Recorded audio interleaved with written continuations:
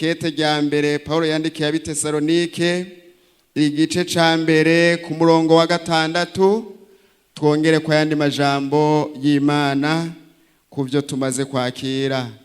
Namwe mwaratwiganye mwigana n'umwami wacu mumaze kwakirira ijambo ry'Imana mu marushwa ngana gute?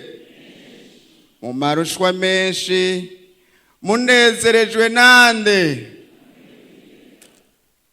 Bituma mubicitegererezo c'abizera bose bari Makedoniya no muri Akaya, kuko muri mwebwe humvikanye ijambo ry'umwami wacu, kandi ntiryumvikanye Makedoniya no muri Akaya honyene, ariko ukwizera Imana kwanyu kwaramamaye hose, bituma tutarinda kugira ico tuvuga muri ivyo, uko bose bivugira ubwabo inkuru z'ingene twaje muri mwebwe, kandi ingene mwahindukiriye Imana mugaheba ibigirwamana ngo mukorere Imana nyakuri kandi nzima, kandi ngo mwitege umwana wayo kwava mw'ijuru, umwe yazura imukuye mu bapfuye, ni Yesu adukiza uburake bugira buze. Imana ishimwe cyane.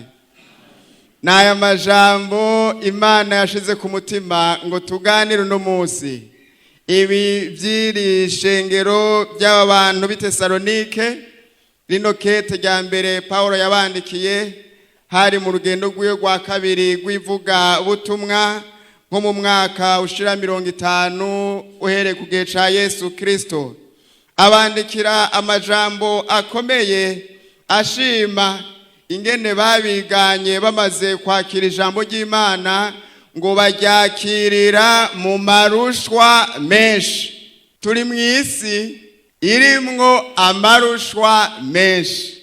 Uno munsi abana babaho atagira se atagira nyina bashishikara kugwira. Abubakana bazi ko bazomarana kabiri mugabo urupfu rukabatandukanya bashishikara kubaho. Abubakana bakundanye bwaca kabiri bakahukana ku mugaragaro canke bakahukana mu mpisho bakabana batabanye, mu ngo bishishikara kugwira ibitigiri. Abacumukuzwa mu bikorwa vya misi yose akumva ko arushe mugabo bidahuye n'umukate ahava aronka, ibitigiri biguma biduga. Turi mw'isi irimwo amarusho.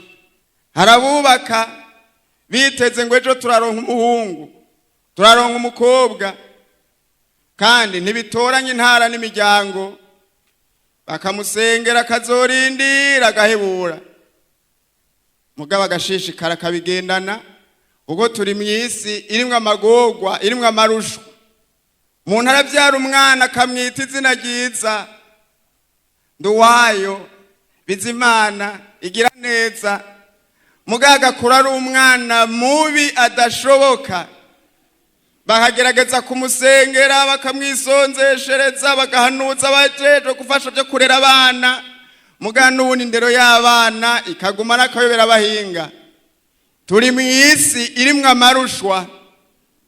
Mu ngo ku mugoroba iyo bugaye inzugi z'iwabo umenga n'amahoro, abarundi bavuga ngo zirara zirashe, kandi nta mwotsi tubona. Ni isi irimwo amarushwa, kandi naho wo gwarayo rurasha ntiwo mumenya, usanga yambaye neza, mugabo avuga ati nza gutaha hehe. Ni isi irimwo amarushwa, usanga wubakanye n'umugabo adashoboka. Ni isi irimwo amarushwa, kandi yakureheje agukunda n'amajambo meza y'urukundo, umugore akaguhinduka wamutoye mu bandi. Ni isi irimwo amarushwa. Abana bahohoterwa bari ku buzi bwa misi yose bari yadukoresha mu ngo, ntawovuga ibitigiri byabo ingene bingana. Ubimenya ari uko muhuye akakurira kubera ati ndagowe, mabuja arandembeje, databuja arandembeje, kandi ngaha mwicaranye ntiyobikubarira. Mugabo ni isi irimwo amarushwa. Abiga amashure ni benshi, ubw'abaronka akazi ni bake. Ni isi irimwo amarushwa. Naha mwabonye ko korara ari nininya gose, abazosezera mu minsi canke barasezeye. Aho umuntu avuga ati y'amashuri apfuma barashishikaye base nkabandagumye ku ishuri. Ni isi irimwo amarushwa. Ivyo gufungura nabi hari uwo bivuga none. Erega nta muntu atari yifuza kuzarahindura karasiyo gahindura isorori. Mugo usanga muri stoke kenshi byambari bya bindi, umufuko wa bya bindi na bya bindi na bya bindi. Ni isi irimwo amarushwa. Uzi ingene bigorana hagize umuntu acagwara mu bo mu muryango adashobora bya bindi biri muri stoke. Bene umuryango barebaza bati tumwirukane tumushire hehe kwa tugora goye kugaburira. Ni isi irimwo amarushwa. Ivyibiza ntawo bivuga. Ni isi irimwo amarushwa. Umuntu aravuka wanagomba yavukiye kwa muganga barapimishije imbanyi 1 2 3 mugabo akavukana ingwara abaganga badashobora kuvura. Inyesho by'amarushwa. Umwana agakurana indwara abizi hagerege bakamubwira bati burya wewe ufise ingwara ngendanwa uzorinda uyisazana. Uwo muntu biragoye kumuronkamwe umunezero. Yabo w'inzobe yabo wirabura birajaniranye kuko n'isi irimwo amarushwa. Aha twese ngaha hari abantu usanga bazigendana. Ubimenya ari uko mubana canke muhuriye kwa muganga. Mugayiherera avuga ati man iki kintu iyi si nzoyiva mu ryari. Abana batazi se canke mama wabo ni benshi naha muri mwebwe barimo. Atazi ngo navyawe na naka. Ababanga ari bo bagiye bakamwandikisha muri etat civil. Umuntu nk'uwo kumutora nk'umunezero biragoye. Ni isi irimwo amarushwa. Aba bantu b'i Tesalonike Pawulo arabandikira ati naranezerewe numvise amakuru y'iwanyu ko mu marushwa mwarimwo byakunze mukakira ijambo ry'Imana. Mu marushwa nk'aya adatoranya cari igihe ciza ku muntu wese, yaba umukuru yaba umuto, yaba uwize yaba uwutize, yaba uwugira se yaba utamugira, yaba uwugira abo bavukana canke atabafise. Cari igihe ciza co kwakira ijambo ry'Imana, akugurura umutima wiwe, ijambo ry'Imana rikamwinjira, rikamunyengetera, rikamushika, bigakunda muri ano marushwa menshi akikije abantu. Umuntu w'Imana akabaho akanezerwa, ari icitegererezo ciza. Abantu bakamufata ko reference baturya muntu ntazi se ntazi nyina mugabo numukizwa arashinga ntaye nziza. Aba ngo bashishikaye kuba icitegererezo mu marushwa menshi. Nta misi yahamaze Pawulo ahejeje gutanguza rino shengero uko abayuda b'inyamo baciye bamwirukana. Abantu baca binjira mwihamwa mugabo bashishikara gukunda Imana. Muri ayo marushwa menshi barimwo hari ibintu ngo vyumvikana hagati muri bo nta nduru zariyo. Ariko iwanyu urabizi y'amarushwa yaduse ingene bigenda. Muri bo nta vy'amajambo vyariyo. Muri ayo marushwa menshi nta myidodombo yumvikanyeyo, nta bintu vy'umururazi, nta bintu vy'indyane, nta majambo akomeretsa yumvikanyeyo. Ariko ngaha twasomye ngo kuko muri mwebwe humvikanye ijambo ry'umwami wacu Yesu, birakwiye ko mu marushwa urimwo wumvikanamwo ijambo ry'umwami wacu Yesu Kristo. Hari umuvyeyi ataha byagoranye atatanya karasiyo mugira bakaba bagowe. Kabati tumuturukira gute? Canke bimwe biri muri we nyene agendana byavyutse imisonga ica hirya no hino muhira bakaba bagowe, batari muri crise. Ne le dérange pas, ari muri crise. Muri bo humvikanye ijambo ry'umwami wacu Yesu. Pawulo avuga kandi ngo nukwizera kwanyu kwaramamaye gushika kure ni Makedoniya hose. Tesalonike wari nk'umugwa mukuru wa kino gisagara Makedoniya, byari bikwiye ko mu marushwa urimwo ijambo ry'umwami Yesu ryamamara, ukwizera kwawe kukamamara, kukava kuri wowe kukaduga gushikana kure aho tutomenya. Hariho inyifato yari ibereye abantu b'Imana mu gihe c'amarushwa, na cane cane ko amarushwa adatoranya. Yobu 5:6. Ntawo kwibaza ngo araha amarushwa atazomusanga canke amagorwa. Ibi twadondaguye twese tubihurirako. Uwudafise kimwe afise ikindi. Hari n'uwugira 2 canke 3 muri ibi n'ibindi ntavuze. Kuko amarushwa atava mu mukungugu, kandi n'ivyago bitamera biva mw'ivu, ariko umuntu avukira amagorwa nk'uko amasase atabura gutarukira mu kirere. Namba waravutse wavukiye amagorwa, pole sana. Namwe mwaratwiganye mwigana n'umwami wacu, mumaze kwakira ijambo ry'Imana mu marushwa menshi. Hariya ku murongo w'9, kuko bose bivugira ubwabo inkuru z'ingene twaje muri mwebwe, kandi ingene mwahindukiriye Imana mugaheba ibigirwamana, ngo mukorere Imana nyakuri kandi nzima, kandi ngo mwitege umwana wayo kwava mw'ijuru, umuyazuri mukuye mu bapfuye, ni Yesu adukiza uburake bugira buze. Kristo ari hafi. No munsi Imana iriko irategura umugeni kugira ngo mu marushwa aca irya nino umuntu ashishikare kuvyitwaramwo neza, umuntu ashishikare kuba icitegererezo ciza. Muri we ntihumvikane y'ibiteye isoni, ariko ijambo ry'umwami wacu ryamamare, ukwizera k'umuntu gukure kwamamare, kumufashe kandi gufashe n'ababanyi. Aba bantu ngo bakomeje guhindukirira Imana. No musa marushwa araza, muntu bikamunanira kwihangana, muntu bikamunanira gutumbera Imana.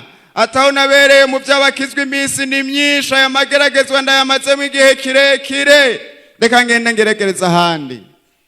Ariko naho uzoja kugeregereza ahandi, amarushwa ari hose uzoyasangayo. Ababo ngo barushiriza guhindukirira Imana. Ni igihe ciza mu marushwa nk'aya urimwo kuheba ivy'ibigirwamana, ariko ukaronkera akanya Imana yiwawe ukayihindukirira. Aba ngo bashishikaye gukorera Imana mu marushwa nk'aya akikije isi. Ni igihe ciza co gushishikara gukorera Imana, ni igihe ciza co gushishikara gusenga, ni igihe ciza co gushishikara kuririmba, ni igihe ciza co gushishikara gutanga n'umunezero, ni igihe ciza co gushishikara gushika ku bagowe, ni igihe ciza co kubabarana n'abababaye, ni igihe ciza co kwita imfuvyi n'abapfakazi. Nturindire ngo uzobikora ari uko ibihe byahindutse. Bashishikaye gukorera Imana, kandi ngo bashishikara no kwitega umwami wacu Yesu Kristo kwagaruka. Igice ca 3 umurongo wa 1.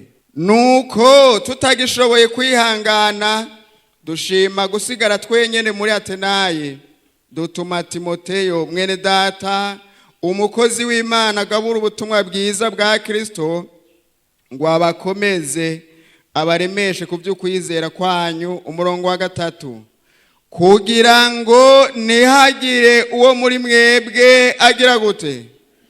Anyiganyizwa nayo marushwa. Mu gihe hari amarushwa menshi, mu gihe hari amagorwa akikije isi, urakwiye guhagarara neza ntunyiganyige, umutima wawe ugashikama, gutyo ugashishikara gukorera Imana, ugashishikara guhindukirira Imana, ugashishikara no kwitega umwami wacu Yesu Kristo, kuko ari hafi kugaruka. Aha Pawulo ashishikara kubandikira ati, natumye Timoteyo ngo abaremeshe kugira ngo ntihagire umuntu n'umwe yonyiganyizwa n'amarushwa. ashobora kuba ari kuri wewe amarushwa, canke kaza mu babanyi, kaza mu nshuti, mu bavyeyi, muwo mukorana, bigashobora kunyiganyiza umuntu. Ariko ico Imana igomba nuko mu marushwa urimwo utonyiganyiga, ahubwo woshishikara kuba icitegerezo ciza ugakorera Imana. Bibiliya iratwereka umuntu yahuye n'amarushwa aranyiganyiga. Yesaya 7:2. Kandi ibi vyashikiye uno muntu nawe vyoba bimaze iminsi bigushikira. Dusome. Baburira umuryango wa Dawidi batabasiriya bifatanije n'Abefurayimu. Maze umutima wa Ahazi ugira gute? Urahungabana, bona imitima y'abantu biwe nk'uko ibiti vyo mu kibira bihungabanywa n'iki.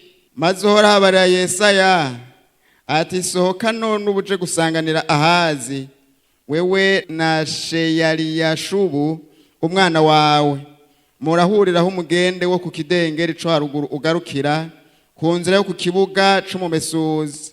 Maze umubarire uti witonde, ureme, woye gutinya, kandi nturandurwe umutima n'ivyo bishirira bibiri bifumba, bona uburake bw'inkazi bwa Rezini n'Abasiriya n'ubwa mwene Remariya. Somenya hajya ku murongo wa 10 ku ndanzi y'amajambo havuga ngo Ahazi yanka kuvyemera.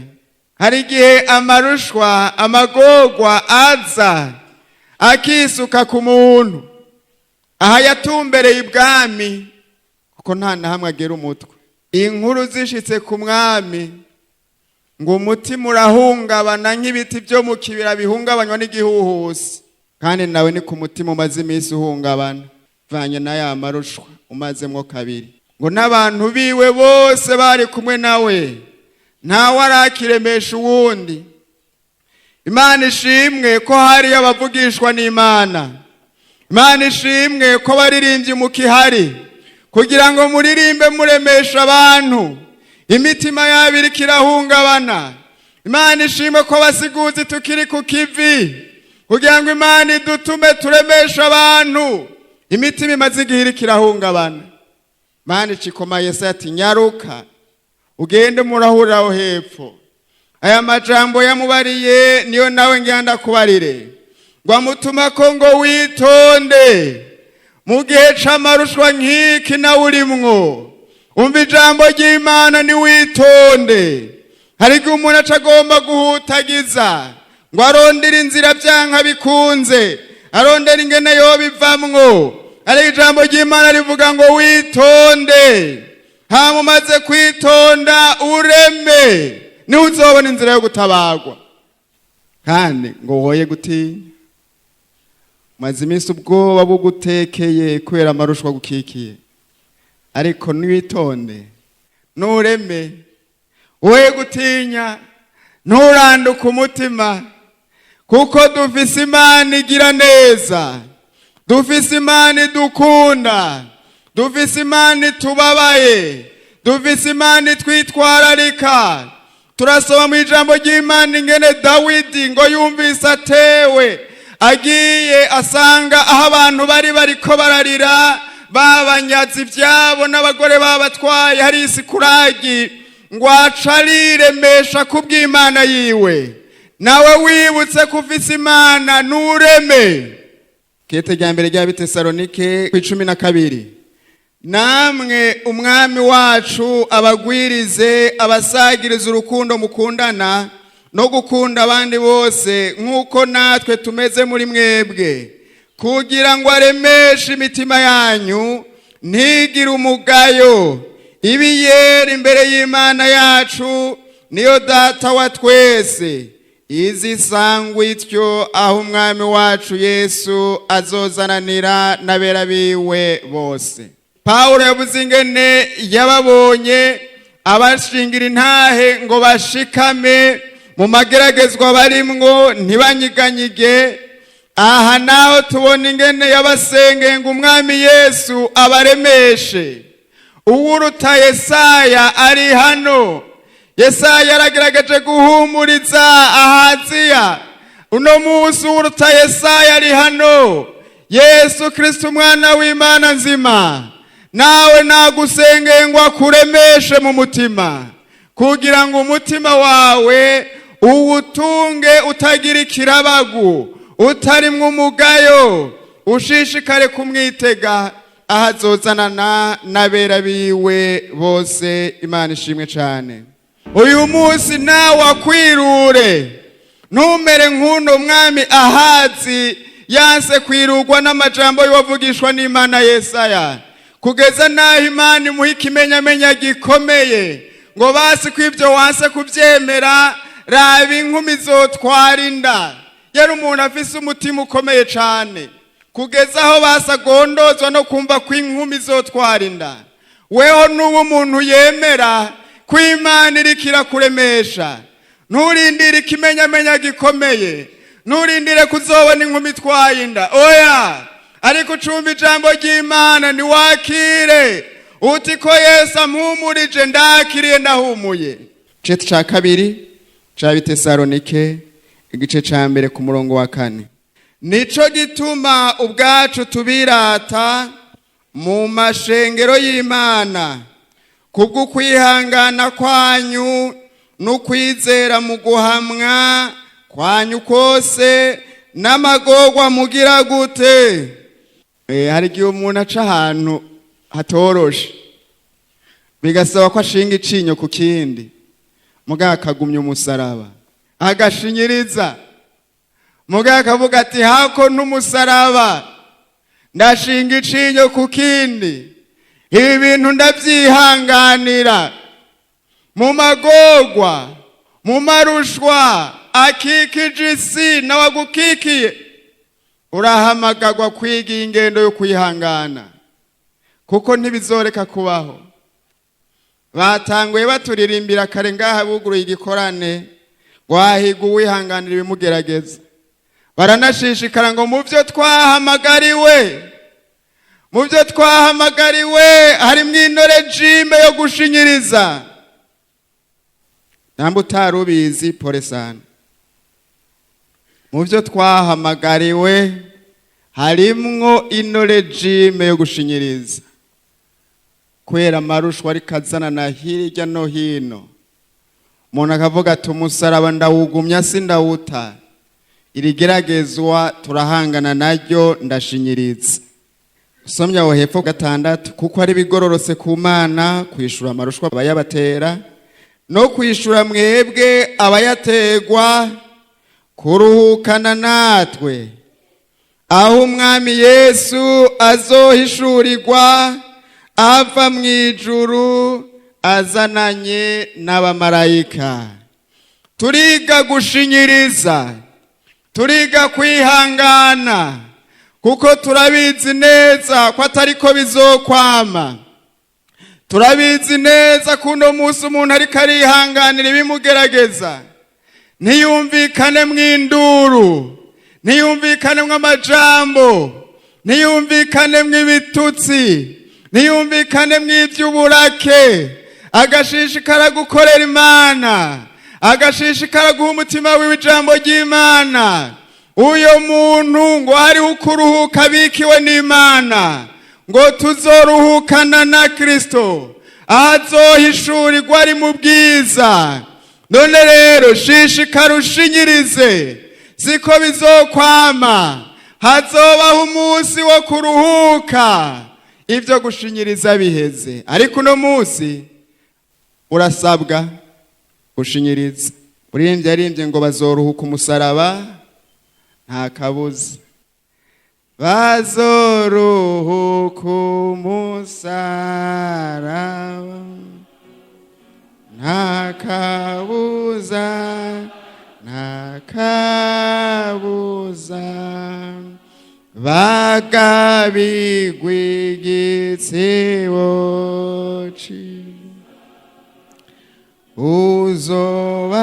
uzobayo jenzo, bazobona umwami w'ubwiza.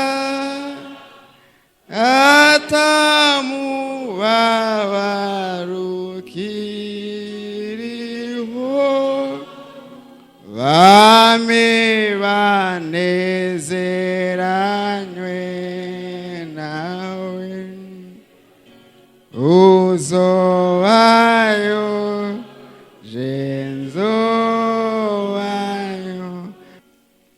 Turasabwa gushinyiriza mu gihe c'amagorwa kuko turiteze ku munsi umwe tuzoruhuka. Abaroma 12:12. Munezereregwe kwizigira ibizoba, mwihanganira amagorwa, mushishikare gusenga. Mu gihe c'amagorwa, mu gihe c'imibabaro, mu gihe c'amageragezwa, mu gihe c'amarushwa, umuntu w'Imana ahamagarirwa gushishikara gusenga. Umuntu w'Imana ahamagarirwa gushishikara kuyegereza Imana, ahamagarirwa gushishikara kuba hafi y'Imana.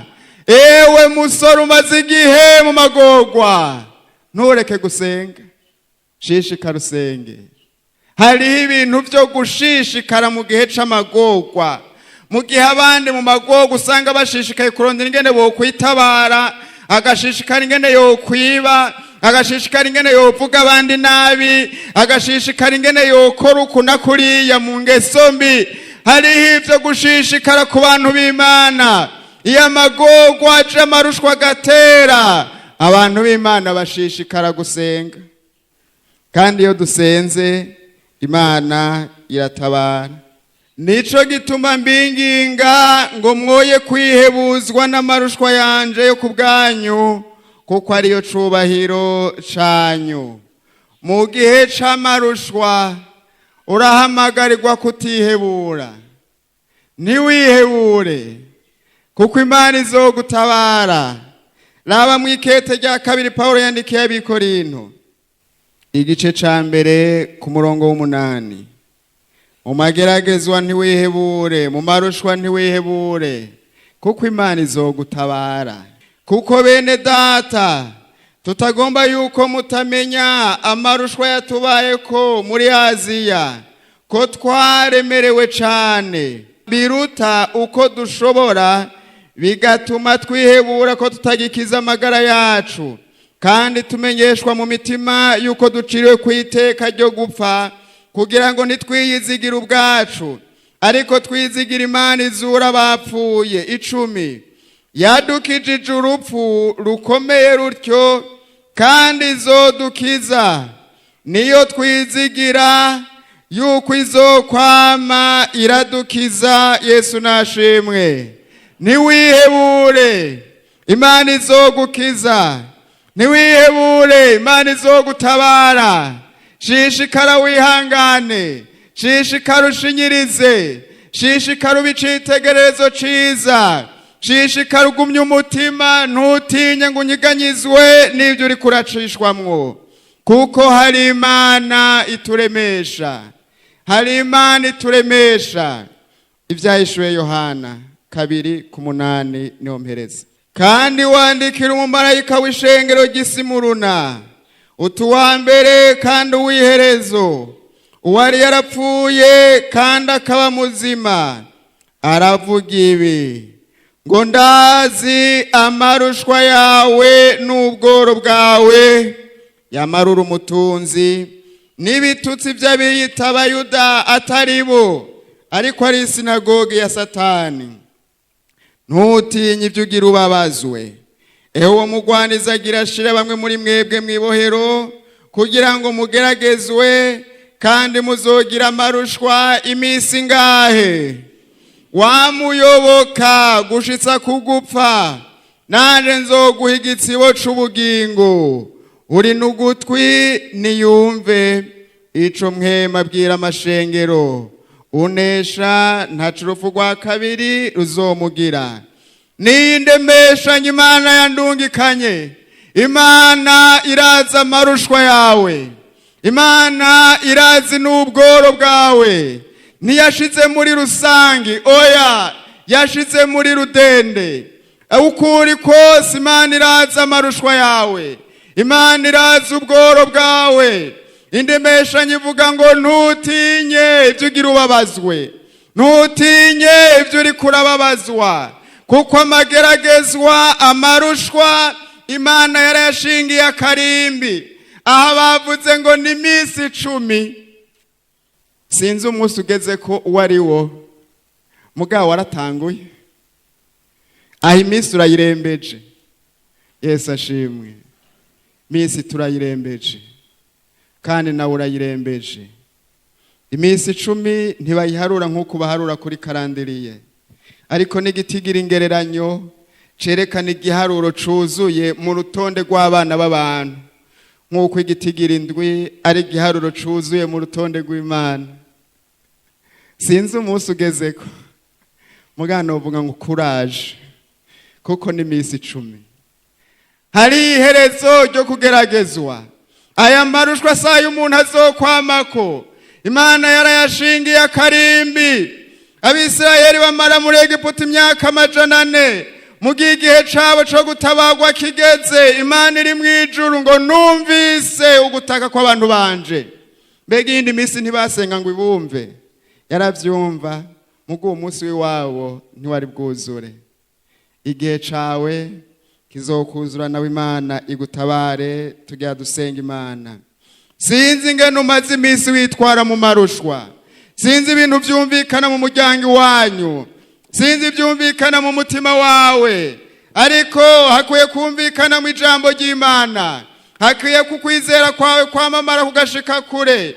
Ariko we usanga warahevye no gukorera Imana, warahevye gushishikara gusenga, warahevye gushishikara kwitega uwagukoye.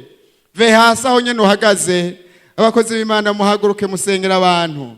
Birashoboka ko umaze iminsi witwara nabi, hagurukira aho nyene ijambo ari ngaha rikaragendagenda, aragusanga uhagaze aragukorako, kugirira imbabazi aho umaze iminsi witwara uko bitabereye muri ano marushwa adukikiye.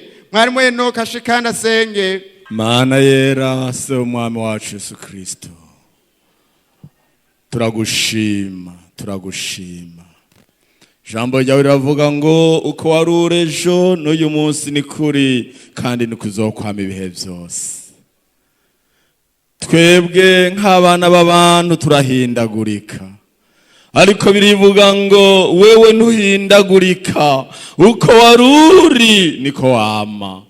Iyo duciye mu marushwa ariko arasendanisha turahindagurika, iyo turemerewe n'imitwaro turahindagurika, inzara itwishe turi mu bivyago tutabona iyo tuja niyo tuva turahindagurika. Kenshi turidodomba dutibirake ku bantu, mbere kenshi tukanagutuka tukavanjavuga amajambo y'amarogotano. Mana nutugirira imbabazi, Mana nutugirira imbabazi.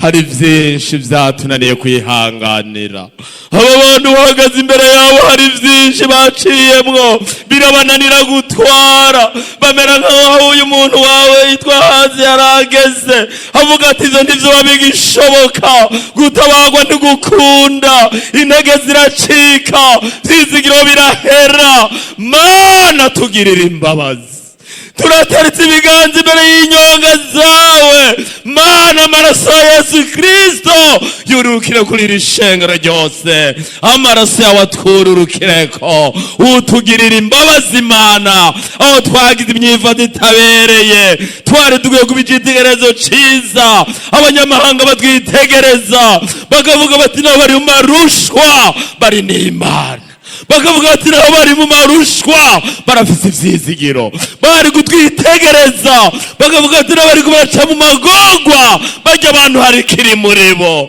ariko vyaratunaniye. Mana tugirira imbabazi, Mana tugirira imbabazi, turakwinginze Mana tugirira imbabazi. Hari aho umuntu rimwe na rimwe aja kwiruka ngo agomba agerageze ivyo agiye kujamwo, agatogawusha umusaraba, agakora ibiteye isoni ivyo atarakwiye kujamwo ngo ariko arondera kuruhuka. Mana tugirira imbabazi, Mana tugirira imbabazi. turakwingiza kino gitondo tuhagaze imbere yawe Mana, turaciye bugufi rwose, mwamutugirira imbabazi. Amasengesho yabaye make, amajambo yabaye menshi, ivyiyumviro bipfuye biba vyinshi, imyifato itabereye biba myinshi, ariko turasaba tugirira imbabazi. Umuririmbyi ariko yaririmba yarasenze aravuga ati hagati y'ivyo vyaha n'ingero bikwiranye tuhakitsa amaraso, uhakika amaraso y'umwagazi w'intama w'Imana, uhakika amaraso y'umwagazi w'intama w'Imana. Ndagushima kubwira ijambo ry'indemesha duhaye muri kino gitondo. Bibiliya iravuga ngo guhingurwa kwose kufise aho kugarukira.